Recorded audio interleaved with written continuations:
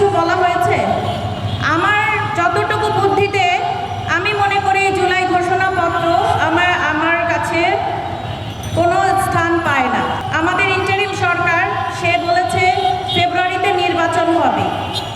আমরা বারবার বলেছি আমরা আগে সংস্কার চাই, আমাদের সন্তানদের হত্যার বিচার চাই, তারপরে নির্বাচন চাই। সে কি শহীদ পরিবারদের সাথে একটা বার কথা বলেছে? বলেনি। সে নিজের মন মর্জি করে রাজনৈতিক দলগুলোর সাথে বসে সে নির্বাচনের তারিখ দিয়ে দিয়েছে। এই নির্বাচন কি আমরা মানব? অন্ততপক্ষে আমি মানব না।